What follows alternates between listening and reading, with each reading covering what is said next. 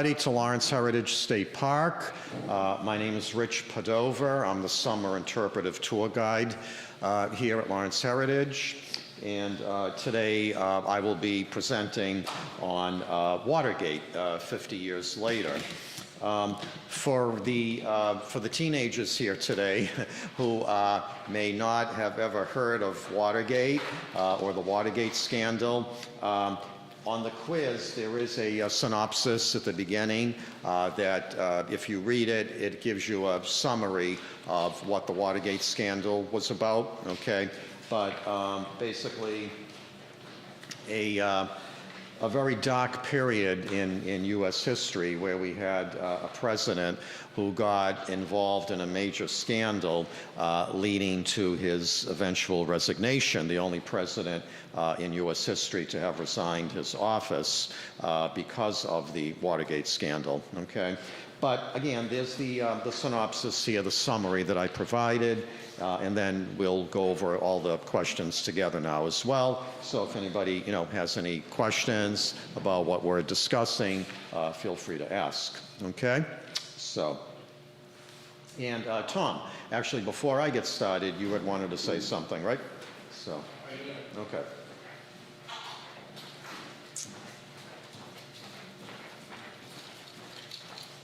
If everybody is interested, my name's Tom Spitaleri. I am on the Friends Board for you who don't know me, but for you who do know me, I just picked up a new title yesterday.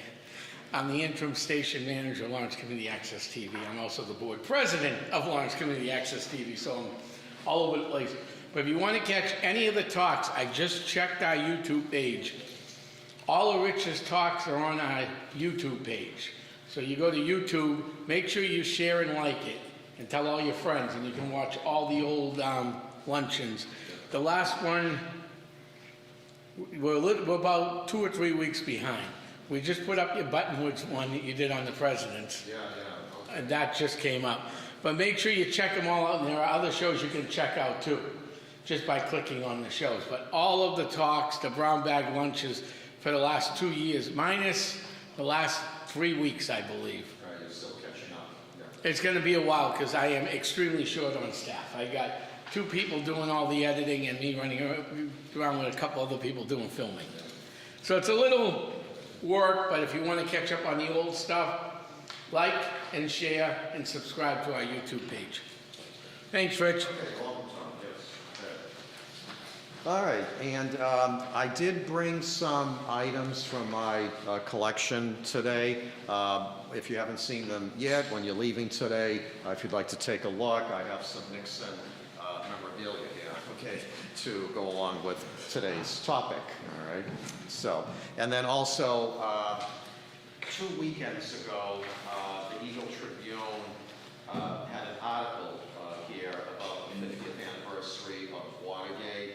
They had interviewed me for my commentary for some information about Watergate. So again, when you're leaving today, if you'd like, I have the Tribune up here. There's some photos, some information, some quotes from me, things like that, if you'd like to take a look at it. Okay, so. All right. Watergate, 50 years later, all right? So today we will take a look at this big scandal that enveloped one of our presidents, as I mentioned, and eventually forcing him to leave office. All right, so number one, what exactly constitutes the Watergate complex from which the scandal got its name? All right, would anybody like to volunteer their answer? Right, B, right, very good, yes, B, okay. So the Watergate complex in Washington, D.C., okay, is a combination of offices, there's a hotel there, and there are apartments there as well, okay? So it's a multi-purpose complex that includes both residential, commercial, and hospitality, since there is a hotel there as well, okay? And as I put in the synopsis, There is a photo in your packet here, okay? The black and white photo here of the Watergate complex, okay? So because that's where the Democratic National Committee had their offices at the time, okay? Because again, it is an office, hotel, apartment complex, all right? So the DNC had their offices located there at the time in the early 70s, okay? So, so that's how, and when the office was broken into, because it was located in the Watergate complex, all right, that's how the scandal got its name, all right? So, all right, and again, just let me know if you have any questions or comments as we're going along here, all right? Number two, the break-in of the DNC headquarters in 1972 was no ordinary robbery. The burglars, who were connected to President Nixon's re-election campaign, were caught doing which one of the following? Anybody want to volunteer their answer? Yes. Right, D, all of the above, okay? So they were wiretapping phones, they were stealing documents, and conducting espionage, okay? All that good stuff, right? All rolled into one here, okay? So all of the above, all right? Very naughty, naughty, all right? And of course, they got caught and paid the price, okay? But these are all the illegal activities that they were involved in, all right? So, all right, number three. Nixon denied that his White House staff was involved in the break-in, and most voters believed him at the time, all right? And later that year, in November, because the break-in, as I put in the synopsis, was in June, okay? So later that year in November, Nixon was reelected in a historic landslide, okay? One of the biggest landslides in American history, okay? He received 523 electoral votes, I believe, okay? So, again, I believe that was the second largest in history. Reagan got 525 in 1984. Now, the following year, 1973, Nixon and his aides hatched a plan to instruct which federal body to impede the FBI's investigation of the crime. Okay, anybody want to volunteer their answer?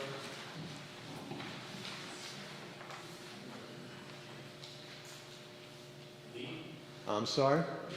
No, not D. No. C. Not C, no. A. Yeah, A. Those of you who said A now? Yeah, okay, A. Yeah. Okay, so the Central Intelligence Agency, the CIA, they hatched a plot, all right, as I mentioned in the question here, to instruct the CIA, okay, to impede, to block the FBI's investigation of Watergate. All right, so the CIA. Now, by the way, let me just back up. I'm just looking at my notes here. Let me just back up a little. Going back to question one, okay, the Watergate complex, just so you know, there are 6 buildings there, okay, that encompass the complex. It takes up 10 acres of land. It was built in the 1960s. And it was considered, and kind of still is, considered a desirable address in which to live, okay?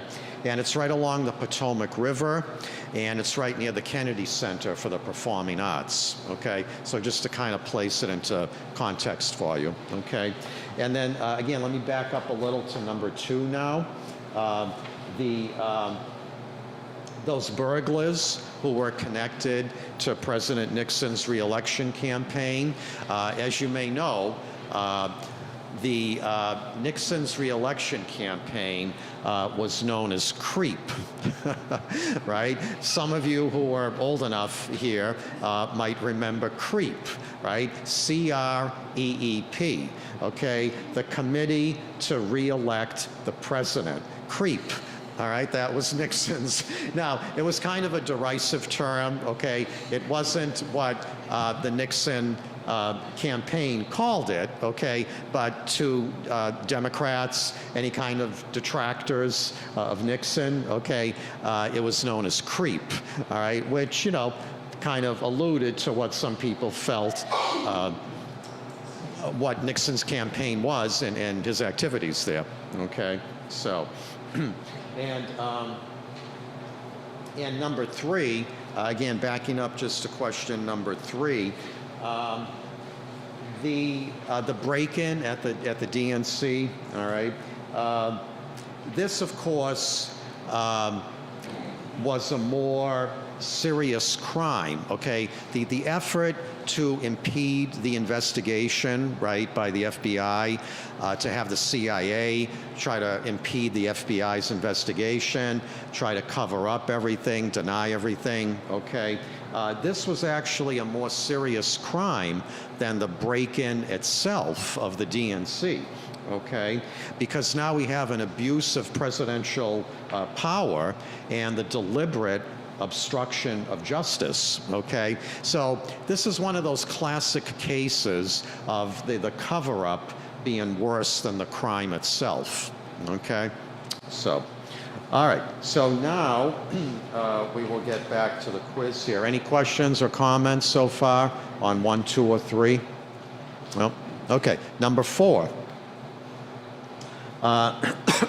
Also during 1973, a growing number of people, including Washington Post reporters Bob Woodward and Carl Bernstein, they're both still around today, trial judge John J. Sirica, and members of a U.S. Senate investigating committee had begun to suspect that there was a larger scheme afoot now. All right, so kind of red flags were going up all over the place now, okay?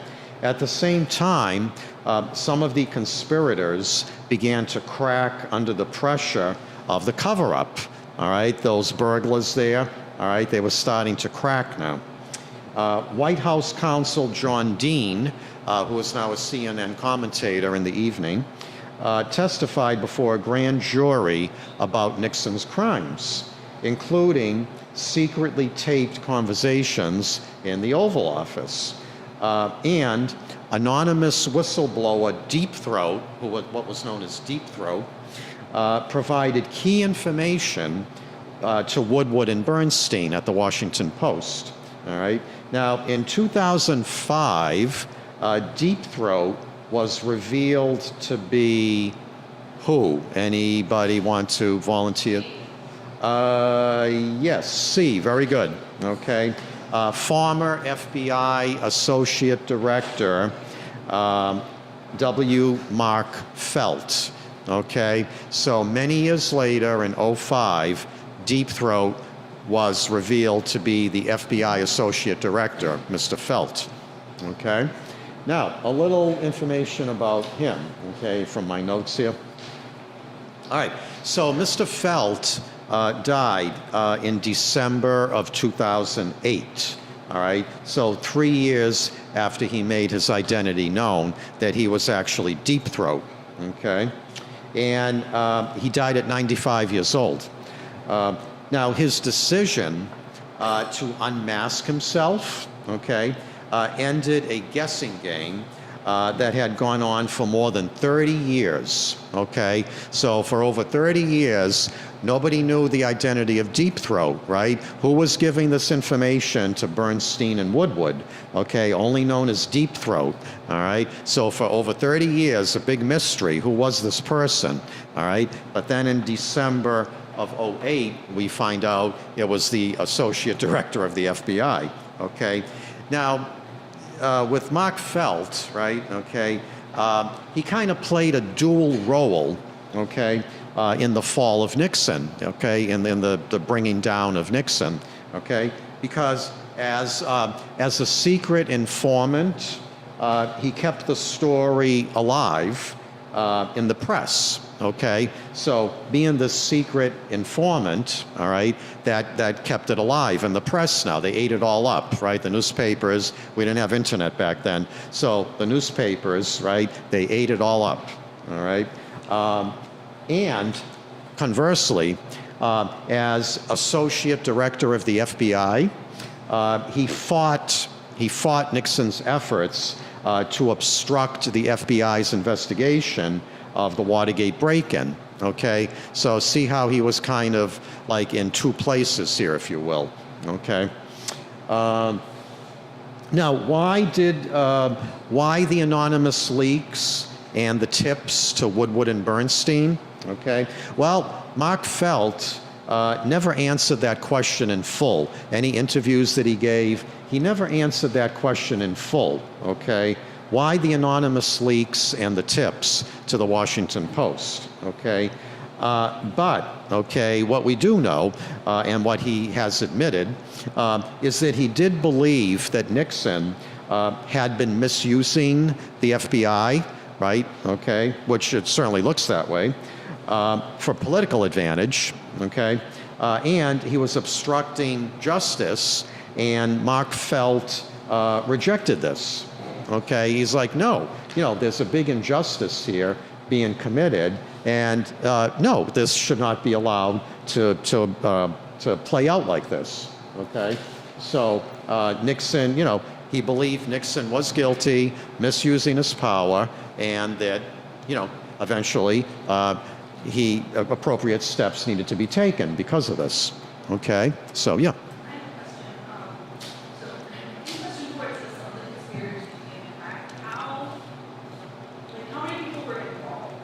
Okay. We may never know, right, okay.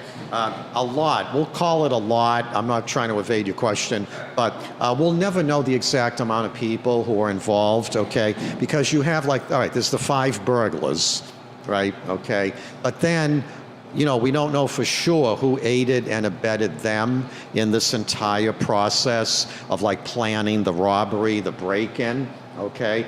Do they get some help, tangible or intangible, from other people, right? And whatever, you know, was that punishable?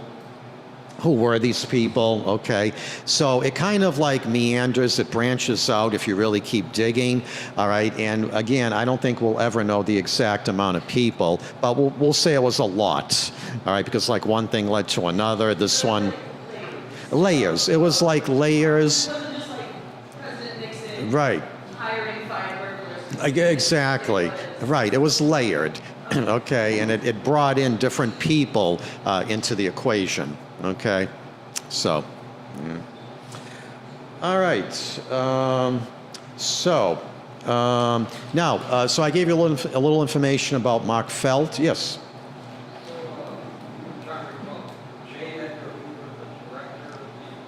Yes, okay, right. At the time, okay, J. Edgar Hoover was the director of the FBI, okay? He had been FBI director for like 48 years, okay? I think 1924 until like 1972, all right? So, and then he died in office while Watergate was going on, okay?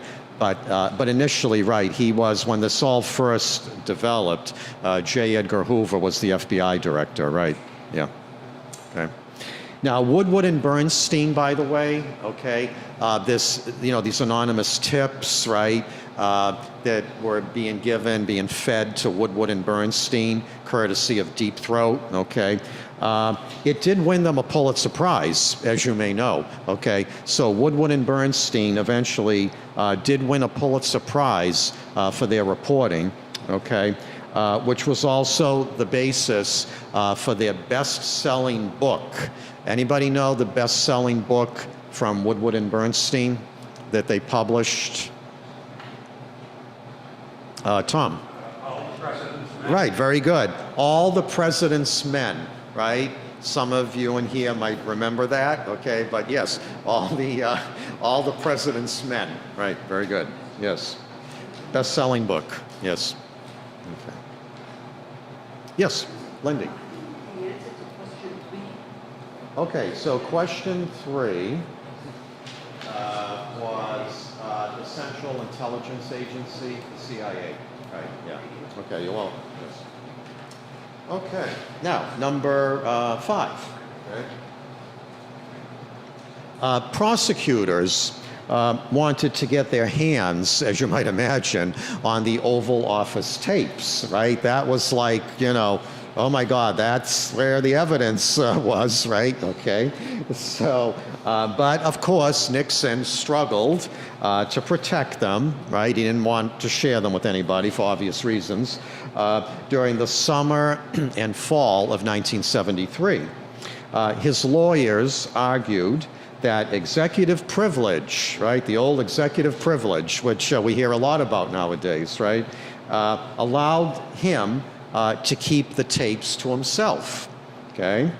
But Judge Sirica, the Senate Investigating Committee, and the independent special prosecutor, Archibald Cox, a blast from the past, were all determined to obtain them, right, to get their hands on them, okay?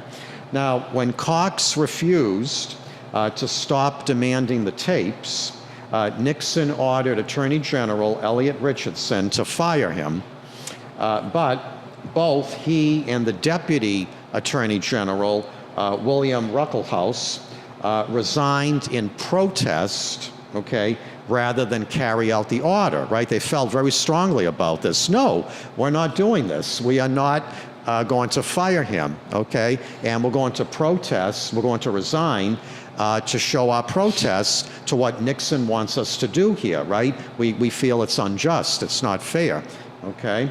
So this event of October 20th, 1973 is known as the, yes?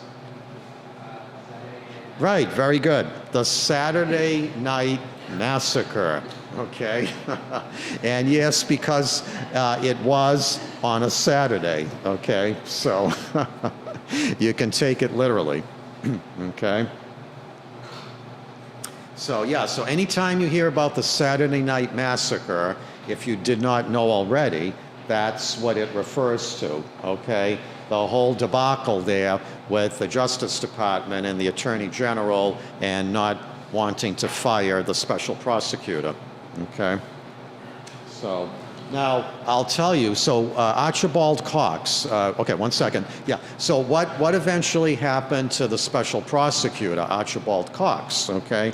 Well, he was eventually dismissed by the Solicitor General, Robert Bork, okay? Now, some of you may remember the next decade, when Reagan was president, he nominated the Solicitor General, Robert Bork, for a seat on the Supreme Court, okay? And it did not go well. The Senate, when you have to be confirmed by the U.S. Senate, and it did not go well at all, and he never made it onto the Supreme Court, okay? But at the time, when Nixon was in office, Bork was the Solicitor General. The Solicitor General, by the way, is like the lawyer for the United States government, okay? So anytime the United States government is involved in a court case, okay, it's the job of the Solicitor General to represent the United States government in a court of law, okay?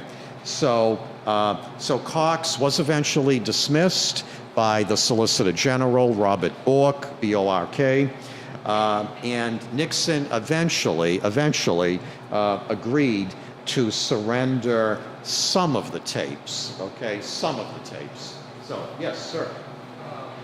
Richardson, wasn't he our lieutenant governor? Yes. Right. Elliot Richardson was from Massachusetts, and he did hold some positions here, and I believe one of them being lieutenant governor. And then he did run for the U.S. Senate at some point, lost, okay, but he did run for U.S. Senator after he was lieutenant governor here in Massachusetts. Okay, so. Okay, anything else before we move on to the next one? Okay. Number 6. Early in 1974, so you can see we're moving up closer now to the day that Nixon resigned. Early in 1974, the cover-up and the efforts to impede the Watergate investigation began to unravel. A grand jury appointed by the new special prosecutor, Leon Jaworski, indicted several of Nixon's former aides on various charges related to Watergate. In May, the House Judiciary Committee initiated a formal impeachment inquiry. In July '74, the U.S. Supreme Court ordered Nixon to turn over the tapes. That's it. You have to turn them over now, okay? While he was still dragging his feet, though. All right, again, for obvious reasons, right? Okay, if you're guilty and you know it, you don't want to cough up the evidence, right? Okay. At the end of July '74, the House Judiciary Committee passed which article of impeachment? Would anybody like to volunteer their answer? D. Yes, all of the above. Right, D. Okay. So obstruction of justice, abuse of power, contempt of Congress. Okay, all of the above. All right. So Nixon had his hands full there with the charges. So.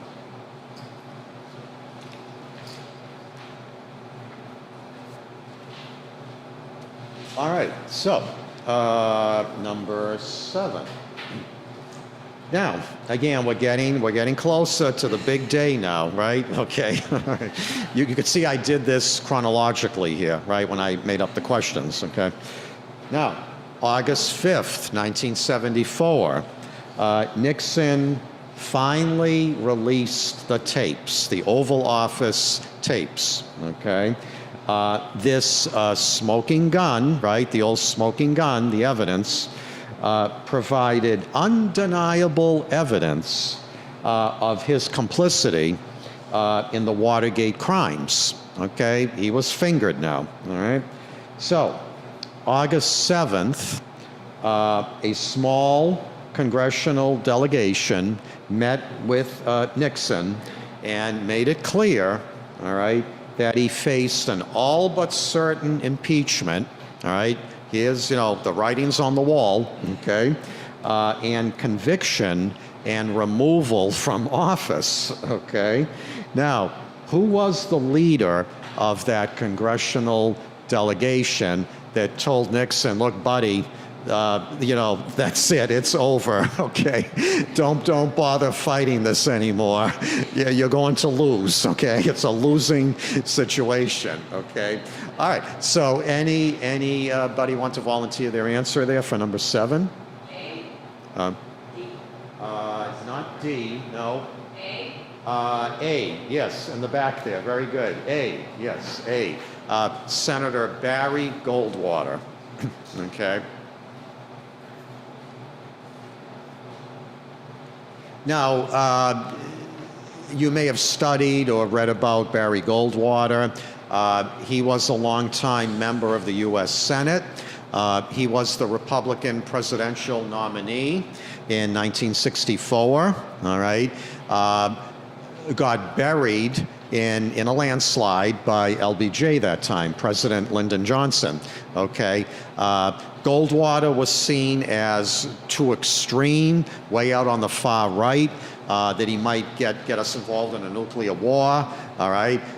He had positions on issues that were not popular with the public, all right? Seen as too extreme, and again, LBJ, like Richard Nixon, okay, LBJ won in one of the biggest landslides in American history. Okay, LBJ got 61% of the popular vote, all right? No other he and Nixon and FDR are the only three presidents that get that designation, okay, winning with 61% of the popular vote. No other presidential candidate has done that, okay? The closest would have been Reagan in 1984 with 59% of the popular vote against Walter Mondale, okay? So, yeah. Maybe this is really obvious, but why did he keep those tapes? Why did he not, like, immediately, why would you record a conversation?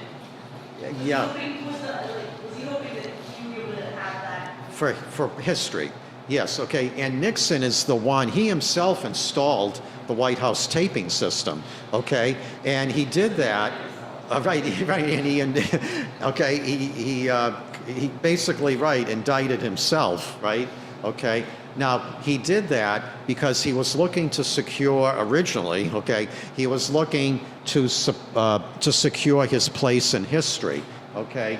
And what's one way that you do that? You record everything, okay? And he thought by recording Oval Office conversations that when he was trying to secure his place in history after, write his memoirs, okay, thinking he would serve 2 full terms, and then 22nd Amendment, he'd leave office, right? That, okay, I would have these tapes now that I could lean on, that I could use, right? As I'm writing my memoirs and looking for my place in history, okay? But yeah, he's the one who installed it. Yeah. Yeah. So, right, you know, Tom, yeah. I thought maybe the White House would do that, so they have, I'll be say, Okay. be elected, and I'll give you, I'm gonna say the exact vote president, I'll be Okay. the kids in the vote, but did they catch that on tape? Okay, you're right. Let me back up a little, okay? The original White House taping system was actually installed by Teddy Roosevelt. Okay, way back in the early 1900s, okay? But then some presidents like used it, others didn't, or they didn't use it as much, okay? But Nixon is the one who had it updated and modernized, okay? All right, see, so that's why previous presidents were recorded as well, yes. Only on an older, more obsolete system, okay? So, yeah, okay. Yes? In Lake's point, there was somebody that erased 18 and a half. Rosemary Wood. Yeah. They had news people interview her, and she was trying to show how this accidental erasure occurred. And, you know, she did some big stretch because I Yeah. guess it was a foot-activated device. Yeah. And she was sitting at a desk with her foot sticking way out of her body. Yeah. A little stretch. Yes. That went on for a while. Right, thank you, right. Some of you may know Nixon's personal secretary was Rosemary Wood, okay? And there's that 18 and a half minute gap, right, on the tape. Oh, gee, I wonder what happened, right, okay? But thank you, Rosemary Wood, right, you know? So, right, yeah. You know, I was going to say this at the end, but I was working I was a college age kid working in a laboratory Yeah. in the summer, and the TV was on the whole day, so we could watch it. Yeah. You guys weren't alive back then. It was like watching one of the serial screen shows that we watch now. Yeah. Every day is something new came on. Yeah. It was just amazing. Yeah.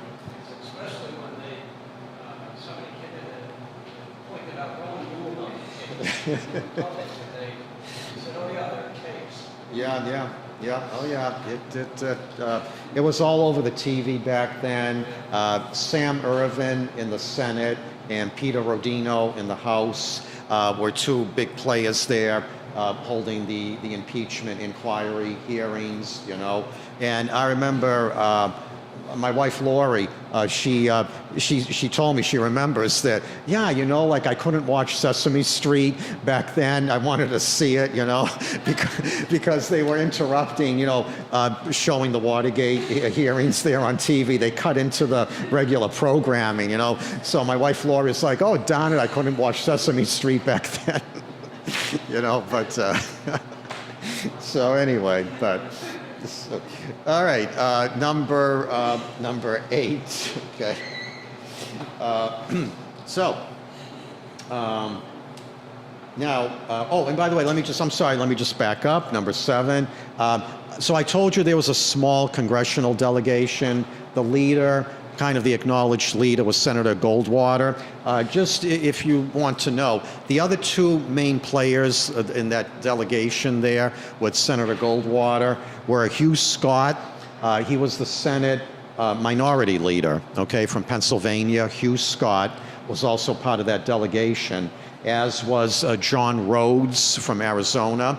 He was the House minority leader, okay? So Goldwater, Scott, and Rhodes were the 3 main people in that congressional delegation that went to go see Nixon on August 5th, and, you know, the writing's on the wall there, okay? Now, I will tell you, they did not advise Nixon to resign. Some people mistakenly think that Goldwater, on that visit there, advised Nixon to resign. But no, he did not, okay? He didn't want to get into that with Nixon, okay? The purpose of Goldwater's visit with the others there was just to tell Nixon, look, your support in Congress has eroded, okay, to the point that you will never survive an impeachment trial. All right, unlike Andrew Johnson and Bill Clinton did, and Donald Trump, okay? So, but Goldwater, and he said it during interviews, okay, I did not advise Nixon to resign, okay? I merely wanted to point out the writing on the wall and then, you know, left it up to Nixon to decide, okay, do I resign or not, okay? So, but Nixon did listen to Goldwater's advice, okay, because it was August 7th when they had that little meeting, and then the next day, the evening of August 8th, that's when Nixon went on TV that night to announce that he would be resigning the next day, okay? So he did take in the advice there that he was given, okay, about, you know, it's a no-win situation, so. Okay, so now, number 8. When Nixon prepared his formal resignation letter,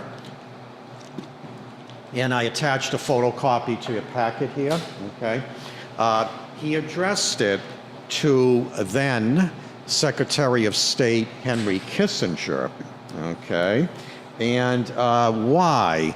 Why did Nixon address his resignation letter to Henry Kissinger? Anybody want to volunteer their answer?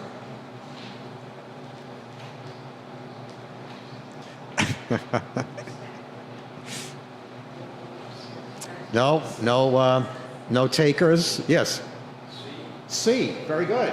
There you go. Right. C. Yeah. Okay. C. Okay. Yeah.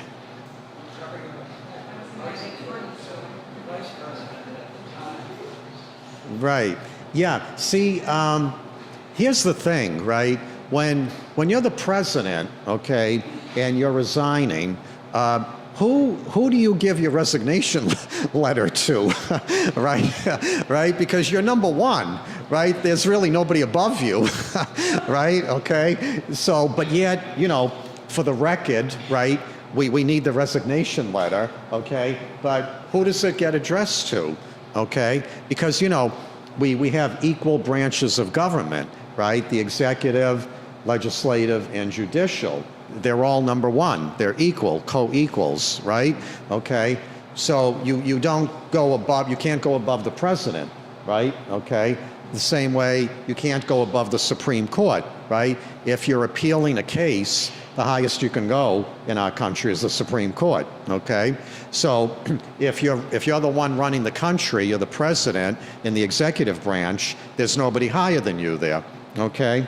So the reason Nixon did it, okay, is because out of respect for the office of Secretary of State, okay? See, when our country first came about, okay, the founding fathers, okay, and they created our government, okay, the executive, legislative, and judicial, the the Office of State, the State Department, that was the first cabinet department to be created, okay? It's the oldest in our country, Secretary of State, okay? So because Kissinger was the head of that department at the time, being Secretary of State, okay, out of respect for that department being the oldest in our country within the executive branch of government, that's why he addressed the letter to Kissinger, okay? But just so you know, and if you've had civics before, you'll know this, I think, right? The first four department, the cabinet, the first four departments in our country were state, okay, and then also justice, okay, treasury, and war, what we call the Defense Department today, okay? Those were the first four departments within the executive branch of government, okay? So, okay, any questions or comments? So we'll get to the last two now. No? Okay, number 9. 1 month after leaving office, Nixon was pardoned by his successor, President Ford, on September 8th, 1974, for, quote, all offenses against the United States he committed or may have committed, a little wiggle room there, right? Or may have committed, okay? Or taken part in during the period from when he was first inaugurated, January 20th, 1969, through the day he resigned, August 9th, 1974, unquote. Nixon was reluctant to accept the pardon because it implied guilt, right? I mean, other people would probably agree with that, right? Oh, I'm being pardoned. Oh, that must mean I'm guilty of something if I'm being pardoned, right? Maybe not everybody, but some people would think the same way as Nixon, I would imagine, right? Okay. But Nixon's friends and advisors convinced him otherwise because, anybody want to volunteer their answer? D. Yeah, D. All of the above, okay? All of the above, all right? Any legal battles would have been protracted, drawn out, and expensive for Nixon, okay, getting lawyers, all right, to represent him. It would be very hard to find an impartial jury, right? I mean, think of, look at the circumstances here, right? It would be hard to get an impartial jury, I would think, okay? And he may not have received a fair trial, okay? Again, just because of the whole situation, okay? So D, all of the above, okay? And, one second. And it's generally agreed by historians and others that Ford's pardon of Nixon was a major factor in his defeat after, in 1976, by Jimmy Carter, okay? But Ford never regretted it, though. I read his autobiography after that he wrote when he left office, and he did not regret it, okay? Because if he did not pardon Nixon, he thought it would be a major distraction, not only for him, but for the country itself, okay? And he just did not want that distraction hanging over the country and over the White House, okay? But he did pay the price for it after when he tried to get his own 4-year term in 1976, okay? So, yes, sir. So when Nixon was elected, his vice president was Agnew. Yes. Yeah, so why is Ford in here? Okay, all right. So, because we could have had President Agnew, right? Okay, think about it. President Spiro Agnew, oh my God, right, okay. Not exactly the most beloved vice president, right, okay. So, all right, so some of you who are old enough may remember when Agnew was vice president, okay, he resigned, okay, October 10th, 1973, Vice President Agnew resigns, okay, because he was facing accusations from when he was governor of Maryland, okay, of bribery, I believe, okay, of taking bribes, okay, and that, you know, was going to start bubbling up, okay, so under, and tax evasion as well, tax evasion, okay, not good when you're vice president, right, okay, right, so on October 10th of 73, under pressure, he resigned, okay, so now Nixon needed a new vice president, okay? So that's when he selected Gerald Ford, who was the House Minority Leader at the time, 25 years, very highly regarded by both Republicans and Democrats, okay? Was known for working across the aisle, right? Like nowadays, still very important. Not a lot of it gets done, but it's important, right? So that's how Gerald Ford went from the House to being vice president, okay? And then, of course, when Nixon resigned, then Ford gets bumped up to president. Now he has to find a vice president, and that's when he selected Nelson Rockefeller, at the time, the former governor of New York, okay? So we had Ford Rockefeller until the '76 election. But then Rockefeller, right? Rocky was not, like Agnew, was not the most popular vice president, right? Okay, so Ford did not want to run with him after in '76. Okay, so that's when Ford selected Bob Dole, okay, who just died within the past few years. He was way up in his 90s. Okay, was the Republican presidential nominee against Bill Clinton in 1996. Okay. So it was Ford Dole versus Carter Mondale in '76. So, all right. So that's your little sequence of events there, right? Okay. Yeah. Yeah. When President Ford became president, maybe a humorous comment. I am a Ford, not a Lincoln. Yeah, right. Okay, good. Right. I'm a Ford, but I'm not a Model T. Or, right, I'm a Ford, but I'm not a Lincoln. Right. Yeah. Yeah, he was seen as, different from his predecessor, obviously not caught up in scandal and more affable, not as rigid, Yeah. So, yeah. But, okay. And number 10. Now, after leaving office, Nixon and his wife, Pat, her actual name was Thelma, but she went by Pat, her middle name, Patricia, okay, returned to their native California. Then later they moved to New York City, then finally settled in New Jersey, Saddlebrook, New Jersey, okay. Now, Nixon recovered financially by writing books, as most former presidents do, okay, giving interviews, and selling his properties in Florida.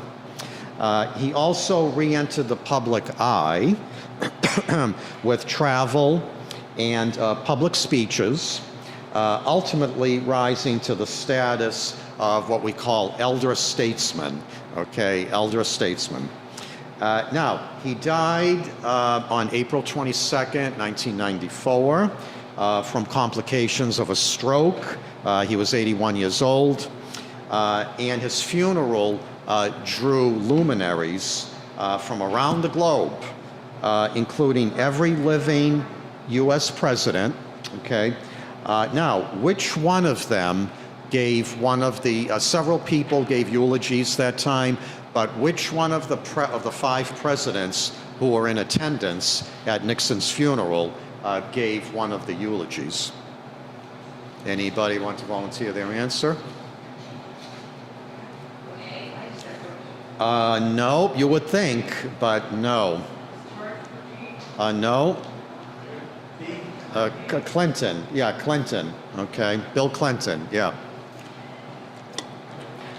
Why? Well, you have to think, keep in mind that, see, he was the incumbent president at the time, okay?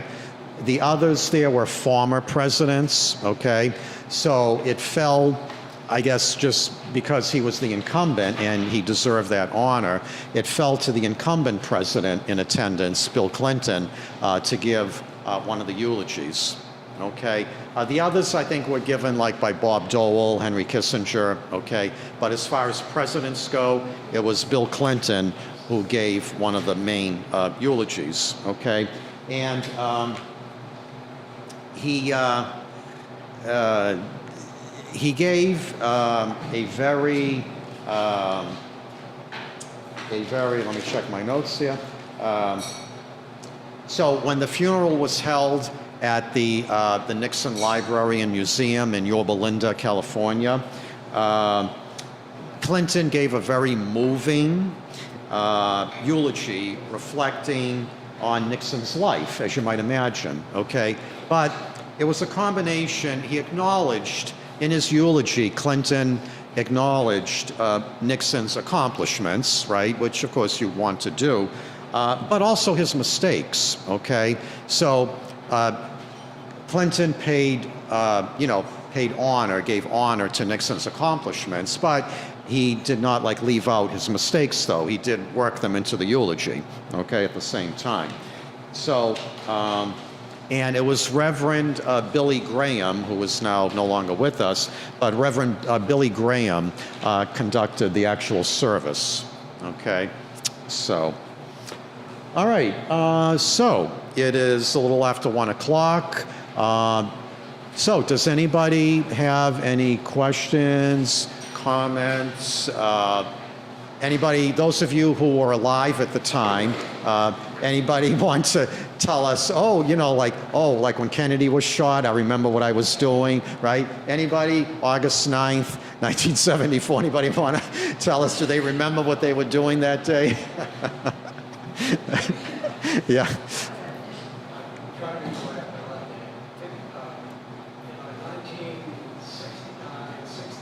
Yeah. Yeah.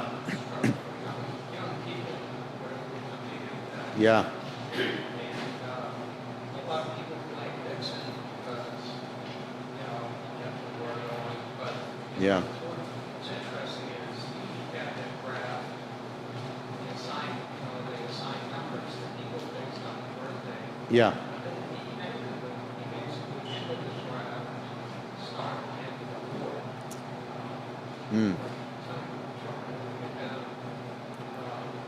But for a lot of people in college age at the time really hated Nixon. There were a lot of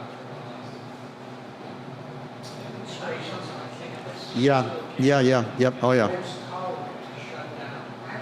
Yeah, Kent State. Yeah, right. The glaring example would be Kent State University in Ohio. Oh, you were living there at the time? Oh, yeah. Wow. Yeah. But in the town there, yeah. Yeah, I think it was 4 students who were shot by the National Guardsmen that time. Yeah. Yeah. So yeah, with the Vietnam War, when Nixon was in office, you know, right, there was a lot of unrest on college campuses. Kent State being like the biggest, most tragic example, I would say, you know. But yeah, the thing with Nixon, right, when he was running for president, he had the secret plan to end the Vietnam War, right, in '68. Oh, I have a secret plan to end the war, you know. And so people are like, well, all right, you know, I'd like to vote for you, but what's the plan though? Like, I want to know the plan before I decide I want to vote for you. Well, I can't tell you because it's secret, right? Okay, but you know, but that just added to his whole problem there. You know, that he was like manipulative. And secretive and sneaky, right? Tricky Dicky, right? Okay, you know, so that didn't help. I mean, he won, although it was a very close election with him and Humphrey that time, you know, but that just added to his whole problem there, really, you know. Yeah, Tom. History did right, though. His secret plan did come to fruition. Yeah. He pulled the troops out of Vietnam. Yeah. And he sent DOD, AMAs, whatever you want to call it, to go wipe out the Vietcong as American troops moving out. Yeah. So that and send in our special forces, Yeah. Black Ops, all the way To, yeah, yeah, and wipe out the villages. yep, When they could, really. yep. So he had a plan. He, right, you know, so yeah, no, right, there was a plan there, definitely, just it was secret, you know. And then, you know, the number of troops there, they did go up before they came down, right? The Vietnamization of the war. And basically, yeah, we got out of Vietnam, right? But then we just like slid into Cambodia instead, right? We just like rearranged things. But yeah, it did wind down though, yes. And then of course, April 30th, 1975, under President Ford, we had the formal end to the Vietnam War, you know. But boy, it had really, you can trace it all the way back to Eisenhower in the 50s, okay, the very beginnings of the war. So it's like, wow, boy, you know, and, you know, so from Eisenhower to Ford, every president there dealt with it or not in various ways, you know, so. But, yeah. Okay, any other questions or comments? No? Okay, well, thank you all for coming. I appreciate it, okay? And we got two, thank you. Thank you.